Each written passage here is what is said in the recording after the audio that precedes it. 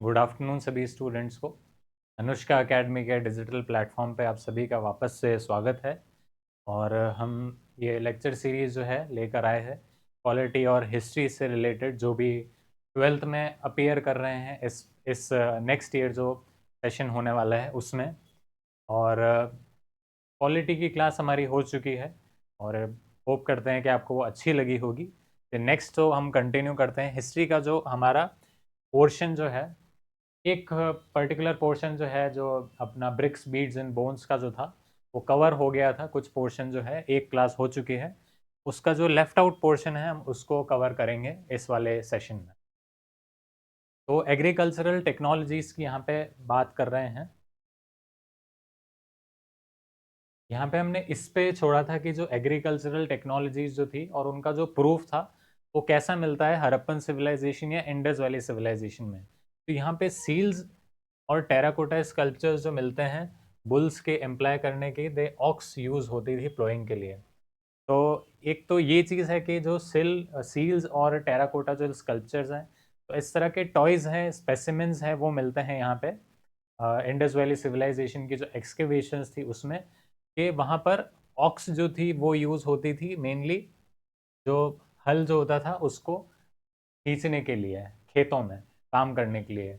और एक और चीज़ कि प्लोइंग, टेराकोटा प्लो मॉडल्स मिले थे, तो उससे ये भी पता चलता था कि वहाँ पे लोग इतने एडवांस इनफ थे कि उन्हें पता था कि प्लोइंग जो है वो किस तरह से करनी है। और वहाँ पे वो हल का यूज़ करते थे, प्लो को हम बोलेंगे हल, हल का यूज़ करते थे खेती करने के लिए। और वहाँ पे मतलब सिर्फ मैनुअली ये सब चीज़ें नहीं होती थी, हाथों से ये सब चीज़ें नहीं होती थी।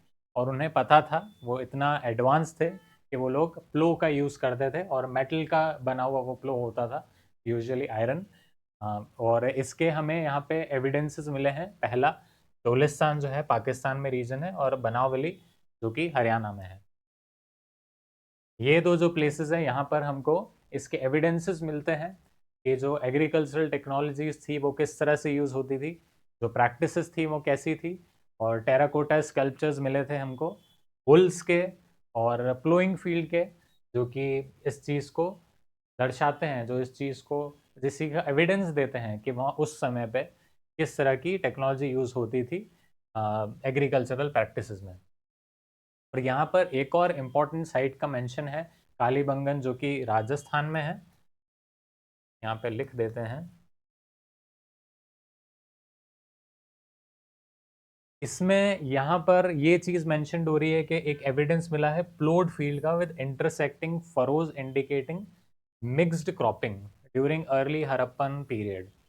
तो इसका ये मतलब है कि इस तरह से लाइंड अप होते थे फरोज, जो कि फील्ड में होते थे, इंटरसेक्टिंग ईच अदर, एक ग्रिड लाइक पैटर्न फॉर्मिंग होते थे। ये वर्ड और या फिर ये फ्रेज हमारे लिए बहुत ज़्यादा इंपॉर्टेंट है एग्जाम पॉइंट ऑफ व्यू से।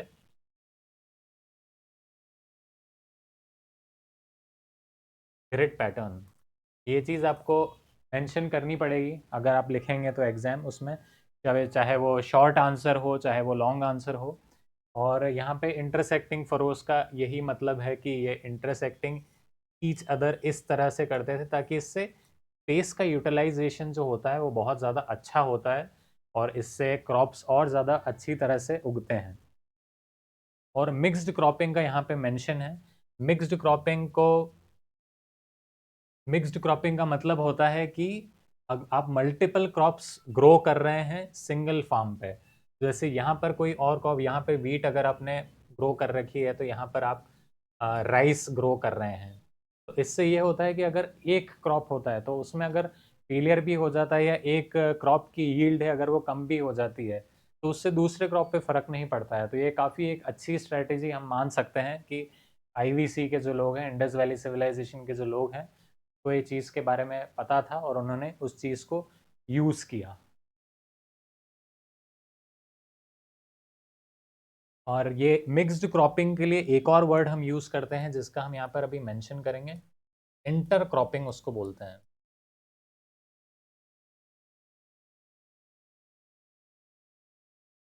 तो इंटर क्रॉपिंग और मिक्स्ड क्रॉपिंग बिल्कुल सेम चीज़ है, सेम फील्ड है। उसमें अपन मल्टीपल तरह के क्रॉप्स है उनको ग्रो कर रहे हैं, उससे सॉइल की फर्टिलिटी भी बरकरार रहती है, पानी भी कम यूज़ होता है, और उससे अगर एक क्रॉप जो है उसका अगर फेलियर भी हो जाता है तो भी दूसरे क्रॉप से आप बहुत इजीली सस्टेन कर सकते हैं। तो ये एक बहुत बड़ा एडवांटेज है हमारे लिए इंटरक्रॉपिंग या फिर मिक्स्ड क्रॉपिंग का। और इसका हमको जो है एविडेंस मिलता है कालीबंगन से, जो कि सिचुएटेड है राजस्थान में। बहुत ही ज़्यादा इम्पॉर्टेंट है ये चीज़ हमारे लिए। कालीबंगन जो है कहाँ पे सिचुएटेड है, तो वो राजस्थान में सिचुएटेड है। और दो और चीज़ें, चोलिस्तान और बनावली, यहाँ पे फ्लोइंग फील्ड टेराकोटा के जो क्लोथ है उनके स्पेसिमेन या स्ट्रक्चर मिले थे, तो ये चीज़ हमारे लिए बहुत इंपॉर्टेंट है यहाँ पर भी। तो ये दोनों नाम, चोलिस्तान, बनावली, इसके लिए टेराकोटा प्लो मॉडल्स के लिए, टेराकोटा के प्लो मॉडल्स के लिए। और कालीबंगन किस लिए? कालीबंगन है जिसमें यहाँ पे इंटरसेक्टिंग फरोज वाला, ये जो एग्जाम्पल जो अपन ने पढ़ा है इंटरसेक्टिंग फरोज वाला, किस तरह से यहाँ पे क्रॉपिंग होती थी, मिक्स्ड क्रॉपिंग या इंटर क्रॉपिंग जिसको बोलते हैं, तो उसका एग्जाम्पल या उसका एविडेंस जो है वो कहाँ पर मिलता है। तो हम ये मार्क करके आएंगे आंसर, या लॉन्ग आंसर होगा तो ये चीज़ें जो है हमको सारी मेंशन करनी पड़ेगी उसमें।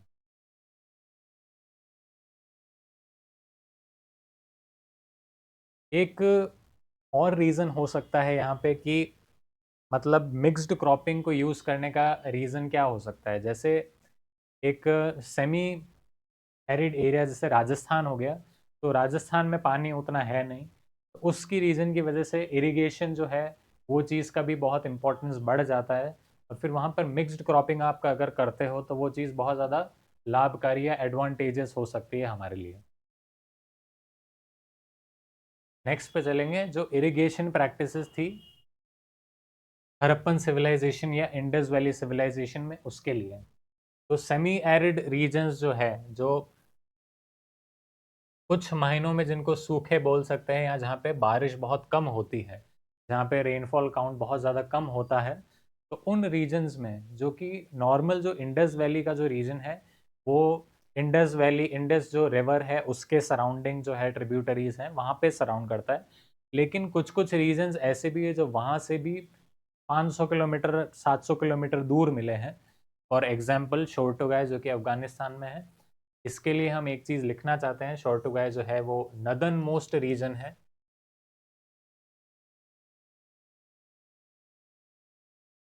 Northern most site of Indus valley civilisation.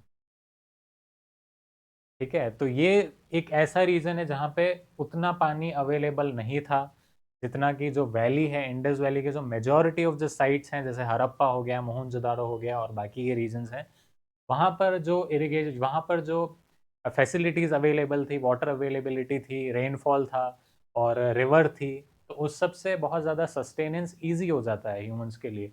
But the same thing और the same facilities were not available to the people who are staying in टॉर्टुगाई of Afghanistan.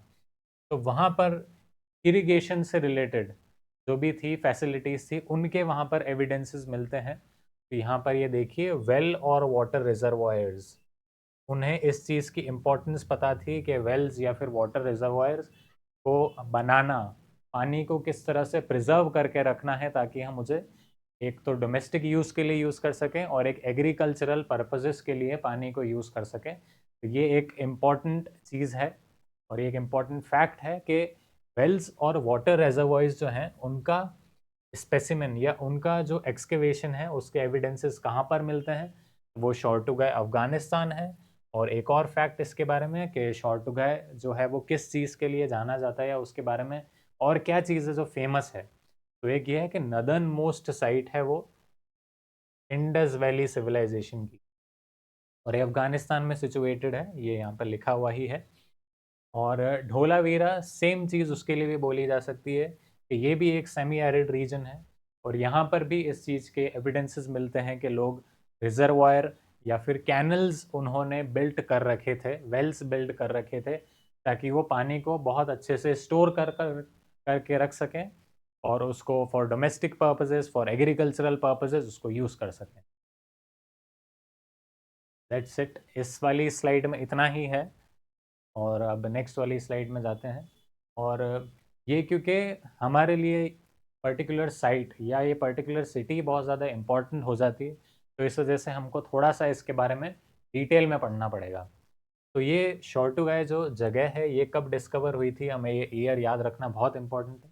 Discovered in the year 1976 in northern part of Afghanistan, और trading colony मानी जाती है ये Indus valley civilization की या Harappan civilization. Both of the terminologies can be used by us. Around 2000 BC on Oxus river, ये river का नाम बहुत ज़्यादा इम्पॉर्टेंट है हमारे लिए, और लापिस लाजूली की जो माइंस है एक सेमी प्रेशियस, ये जेम स्टोन कह सकते हैं इसको।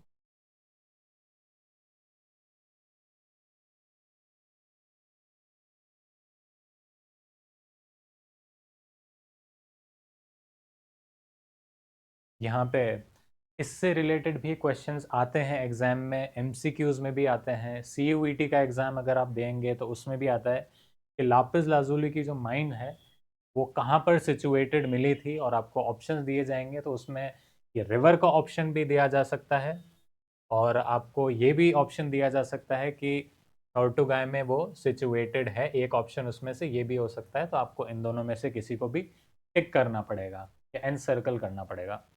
और यहाँ पर इस चीज़ के बारे में, शोरटुगाई के बारे में जो अपन ने फैक्ट पिछली स्लाइड में पढ़ा वो चीज़ लिखी हुई है, फिर से रिपीट कर देते हैं कि ये नदर्न मोस्ट सेटलमेंट या नदर्न मोस्ट साइट है इंडस वैली सिविलाइजेशन या हड़प्पन सिविलाइजेशन की। This is one of the most important facts about this particular site or place.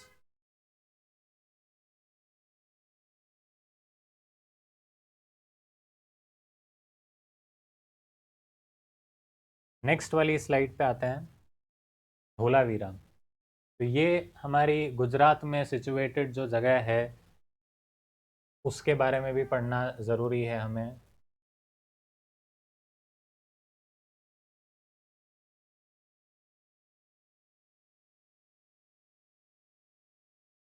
तो ढोलावीरा डिस्कवर हुई थी इन द ईयर 1968। पहले डिस्कवर हो गई थी वो शोरटुगाई से, और आर्कियोलॉजिस्ट का यहाँ पे नाम भी लिखा हुआ है, नाम भी मेंशन्ड है। ये जो नाम है ये एनसीईआरटी में आपके मेंशन नहीं है, बट अगर आप ये अपनी आंसर शीट में अगर इसका मेंशन करते हैं तो ऑब्वियसली आपको बोनस मार्क्स मिलेंगे एग्जामिनर के द्वारा, क्योंकि ये एक एडिशनल पीस ऑफ इंफॉर्मेशन है जो आप दे रहे हैं, और ये एक स्टैंड आउट करेगी। ये जो इन्फॉर्मेशन है, पीस ऑफ इंफॉर्मेशन है, ये स्टैंड आउट करेगी when compared to answer sheets of other students. तो ये इसके आर्कियोलॉजिस्ट हैं जो जिन्होंने एक्सकेवेट करके और इसको निकाला था, और नाम हमारे लिए बहुत ज़्यादा इम्पोर्टेंट हो गया, जगतपति जोशी। फिर डिस्कवर्ड इन 1968, और ढोलावीरा कौन से स्टेट में सिचुएटेड है, तो गुजरात, स्टेट ऑफ गुजरात। तीसरी चीज़ और ये है कि ये एक फिफ्थ लार्जेस्ट साइट है इंडस वैली सिविलाइजेशन की। ये एक बहुत इंपॉर्टेंट फैक्ट है इसके बारे में कि ढोलावीरा फिफ्थ लार्जेस्ट साइट है इंडस वैली सिविलाइजेशन की। तो हम फोर्थ जो चार जो कौन सी लार्जेस्ट है उन पर हम अभी आएंगे, और उससे पहले एक बार ढोलावीरा को हम कंप्लीट कर लेते हैं।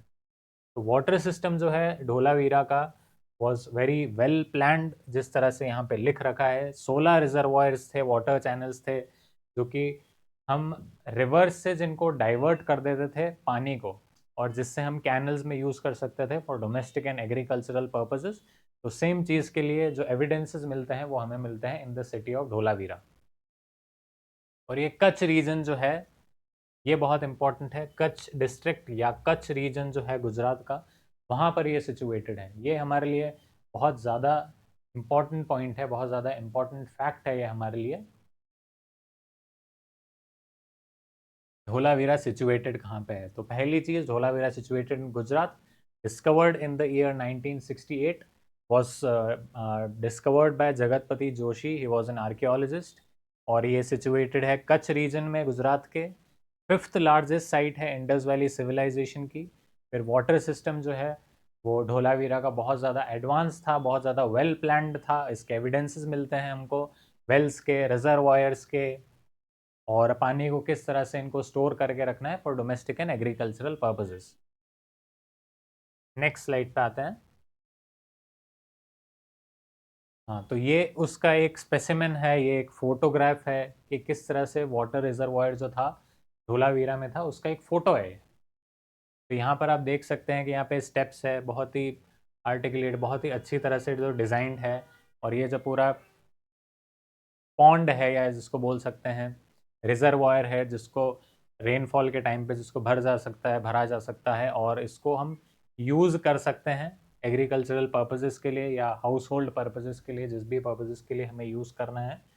तो एक एडवांस टेक्नोलॉजी हमको यहाँ पे देखने को मिलती है, डिज़ाइन देखने को मिलती है, आर्किटेक्चर देखने को मिलता है, जो कि अभी इसी के कंटेम्पररी जो सिविलाइजेशंस थी, अर्लियर सिविलाइजेशंस जो थी, उनमें हमें ये सब चीज़ें नहीं मिलती हैं। वो काफ़ी प्रिमिटिव तरीके से रहते थे। तो ये एक बहुत बड़ा स्टैंड अलोन पॉइंट है इसके लिए, जिसमें यहाँ पे ये स्टैंड आउट करता है अब इंडस वैली सिविलाइजेशन की जहाँ पर हम बात करें तो। अनदर एग्जाम्पल यहाँ पे ढोलावीरा में ये इसका एक स्पेसिमेन दे रखा है, एक फ़ोटो है जहाँ पर एक वेल दिया हुआ है और उसको बहुत अच्छे से अलाइन किया हुआ है ब्रिक्स से, जो कि मड ब्रिक्स हैं और सन ड्राइड ब्रिक्स हैं, मड ब्रिक्स हैं। तो ये भी एक चीज़ का एविडेंस है कि वहाँ पे जो वाटर की जो प्लानिंग होती थी, वाटर का जो स्टोरेज होता था, वो कितना ज़्यादा अच्छे से होता था, और वो कितना अवेयर थे इस चीज़ के बारे में कि पानी को किस तरह से स्टोर करना है और इसको फिर किस तरह से यूटिलाइज करना है। क्योंकि धोलावीरा जो हमने बात करी कच्छ रीजन में है, तो यहाँ पे बारिश कम होती है बहुत। तो यहाँ पर बारिश कम होने के कारण, अगर बारिश कम हो रही है तो फिर एग्रीकल्चरल प्रोड्यूस कैसे होगा, या हाउस होल्ड पर्पजेस के लिए हम पानी जो यूज़ कर रहे हैं उसको पर्याप्त मात्रा में या रिक्वायर्ड क्वांटिटी में कैसे हम ला सकते हैं, उसका एक बहुत अच्छा एग्जाम्पल हमें यहाँ पे मिलता है। अब फूड प्रोसेसिंग किस तरह से होती थी, या पे ग्रेन्स जो होते थे उनको किस तरह से यूज़ किया जा सकता था वहाँ पे, हम इसके बारे में हम पढ़ेंगे। एक बार हम टूल को देख लेते हैं, टूल का जो फोटो है उसको देख लेते हैं, उसके बाद आएंगे जो थ्योरी है इस पर बेस्ड। तो यहाँ पर जो टूल है उसका नाम है सैडल क्वन। क्वन बोलते हैं इसको, जो कि ये बड़ा पत्थर है और फिर जो ये छोटा जो स्टोन है जिससे हम ग्राइंड करते हैं यहाँ पर ग्रेन्स को, उसके लिए हम सैडल क्वन जो है वो यूज़ करते हैं word.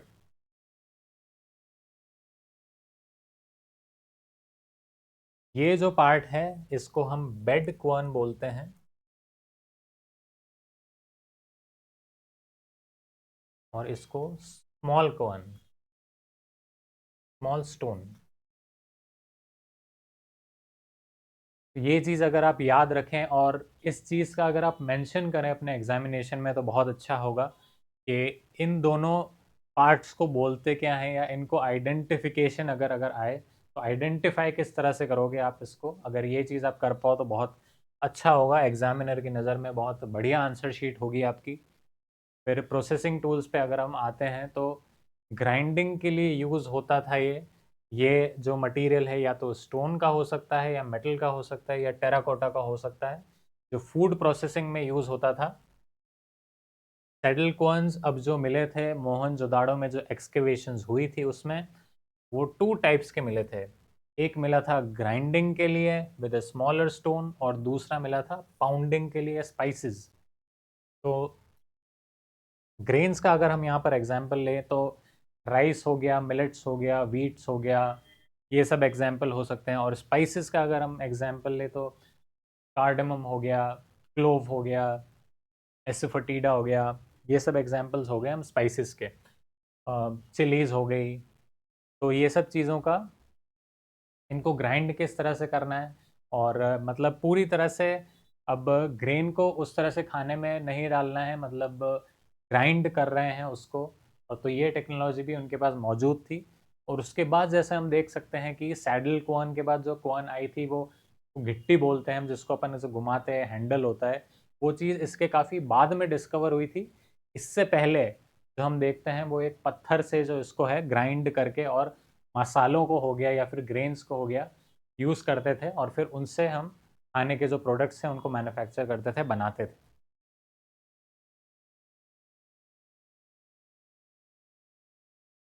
The plight of Harappa, ये ब्लू बॉक्स में ये इंफॉर्मेशन है जो ये प्रोवाइडेड है, जो हमारे लिए बहुत इंपॉर्टेंट हो जाती है। इससे शॉर्ट आंसर टाइप क्वेश्चन भी आ सकते हैं, लॉन्ग आंसर टाइप क्वेश्चन भी आ सकते हैं, जो कि ये बताती है कि जो हड़प्पा जो फर्स्ट सिटी जो थी, जो डिस्कवर हुई थी, वो कितनी हेवीली डैमेज थी ब्रिक रॉबर्स द्वारा।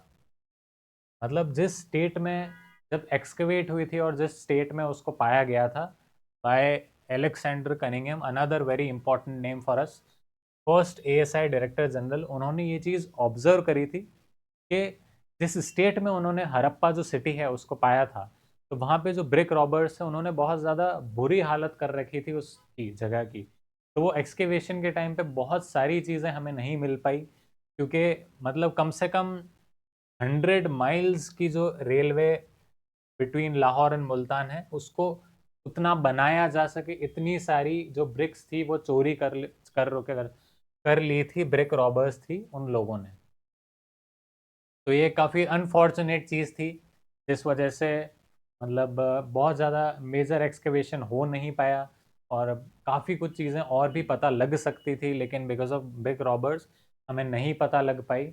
बट फिर भी दूसरी जो सिटीज़ थी हड़प्पा के अलावा, वो काफ़ी वेल प्रिजर्व्ड थी, और उनमें हमें काफ़ी कुछ देखने को मिला है। वो काफ़ी वेल प्रिजर्व्ड अभी भी हैं, और अभी भी और साइट्स मिल रही हैं, कंटिन्यूसली न्यूज़ में आता रहता है कि ये साइट मिली है, और वो इंडस वैली सिविलाइजेशन से रिलेटेड ही साइट है।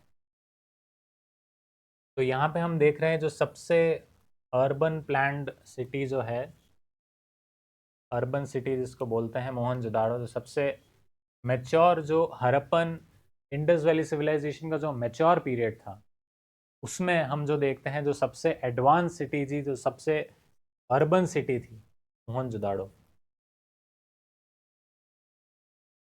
वो बहुत अच्छे से प्रिजर्व थी व्हेन कंपेयर टू हड़प्पा। तो हड़प्पा जो थी उसका हमने हाल देख ही लिया है, और ब्रिक रॉबर्स की वजह से फिर सेम चीज़ इसमें यहाँ पर अपने लिए इम्पोर्टेंट हो जाता है कि इनका नाम एलेक्सेंडर कनिंघम जो पर्सन है, उनका नाम बहुत ज़्यादा इम्पोर्टेंट हो सकता है।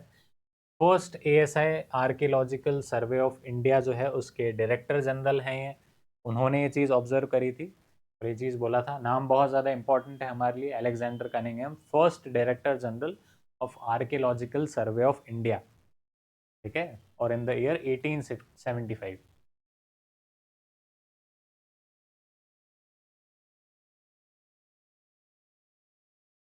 मोहनजोदाड़ो पे आ जाते हैं, जो कि सबसे अर्बन प्लान्ड सिटी, सबसे ज़्यादा सोफिस्टिकेटेड जहाँ पे आर्किटेक्चर मिलता है अपने को, और सबसे ज़्यादा वेल प्रिजर्व्ड जो सिटी है जो पूरे इंडस वैली सिविलाइजेशन के अंदर हमको मिलती है, वो मोहनजोदाड़ो है।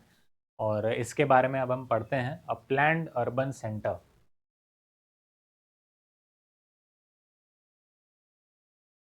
तो मोहनजोदाड़ो जो है हड़प्पा सेंटर में was divided into 2 parts.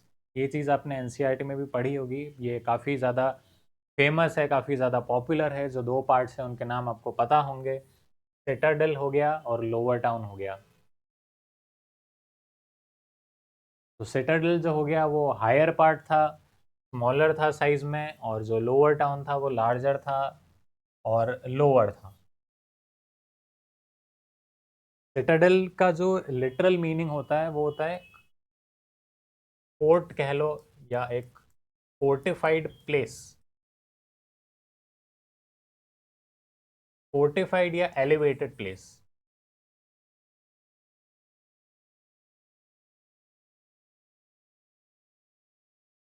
Fortified मतलब किले की तरह जिसको बोल सकते हैं हम, किले के तरह जिसको बनाया गया है, या एलिवेटेड मतलब जिसको एक सर्टन हाइट पे बनाया गया है।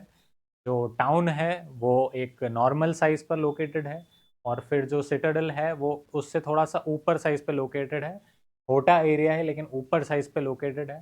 तो इसके बारे में कुछ चीज़ें जो है हम जान सकते हैं, वो हम आगे देखेंगे कि इसके क्या रीजंस हो सकते हैं कि वो एलिवेटेड थी या फोर्टिफाइड थी। इसके रीजंस हम देखेंगे आगे जाके। अभी हम देखते हैं कि जो सिटाडेल था वो बना किस चीज़ से था।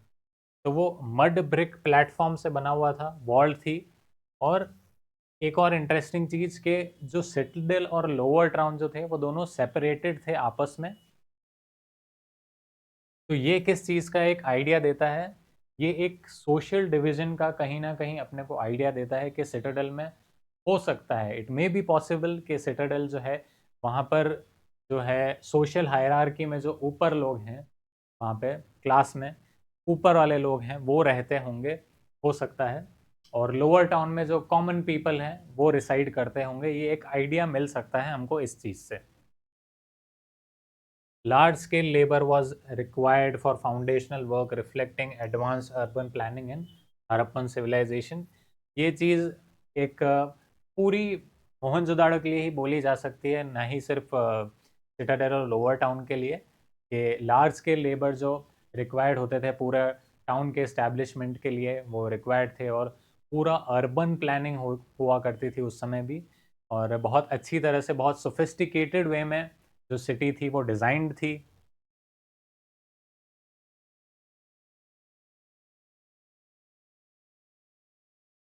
यहाँ पर जो फ़ोटो है उसमें दिख जाता है कि जैसे आर्कियोलॉजिकल रूइंस जो है मोहनजोदाड़ो में, वो किस तरह से दिखते हैं। तो एक पिक्टोग्राफिकल अगर अगर क्वेश्चन आ जाता है तो आप इसको देख के पहचान लेंगे कि ये मोहनजोदाड़ो का है। काफ़ी बहुत ज़्यादा फेमस फ़ोटो है, और किस तरह से इसमें ब्रिक्स अलाइंड हैं बहुत ज़्यादा अच्छी तरीके से। तो ये वहाँ की उस समय की आर्किटेक्चर का इंजेन्युइटी को शो करता है। नेक्स्ट स्लाइड पे चलते हैं। Drainage system. तो ड्रेनेज सिस्टम भी यहाँ पर कितना ज़्यादा सोफिस्टिकेटेड था, ये चीज़ बहुत हमारे लिए इम्पॉर्टेंट है समझना। केयरफुली, बहुत ज़्यादा केयरफुली प्लान्ड ड्रेनेज सिस्टम था उस वक्त का। Grid pattern intersecting at right angles, वही चीज़ जो अपन ने फील्ड में देखी थी। ग्रिड पैटर्न इसको बोलते हैं, जो राइट एंगल्स पे एक दूसरे से इंटरसेक्ट करता है। यहाँ पे जो ड्रेनेज पैटर्न था वो इस तरह से बनाया हुआ था।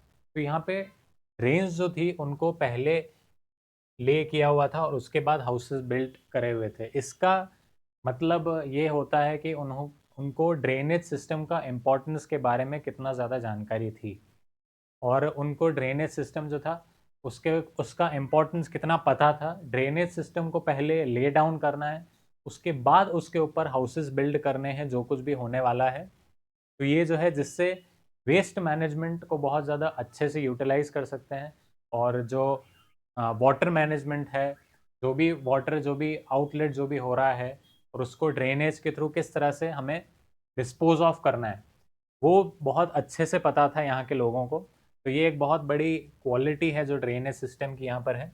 ये इंश्योर करने के लिए जो डोमेस्टिक वाटर था फ्लो करता था स्ट्रीट ड्रेन्स में, requiring each out to have at least one ball.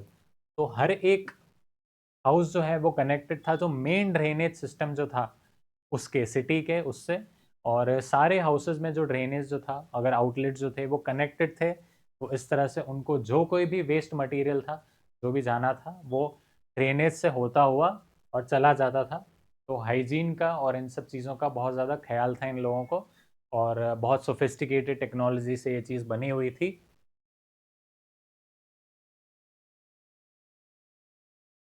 इसके बाद नेक्स्ट टॉपिक जो आता है डोमेस्टिक आर्किटेक्चर। ये वाला जो टॉपिक है हम कल करेंगे, क्योंकि टाइम हमारा पूरा हो चुका है। तो होप करते हैं कि आपको ये अच्छा लगा होगा ये वाला लेक्चर भी। और कमेंट सेक्शन में अगर कोई भी क्वेश्चन हो तो आप लिख के बता सकते हैं, ज़रूर बता सकते हैं। और हम फास्ट चल रहे हैं या स्लो चल रहे हैं, या जिस तरह का भी आपको अगर ओपिनियन भी देना है तो आप बेझिझक ये चीज़ दे सकते हैं। Thanks a lot.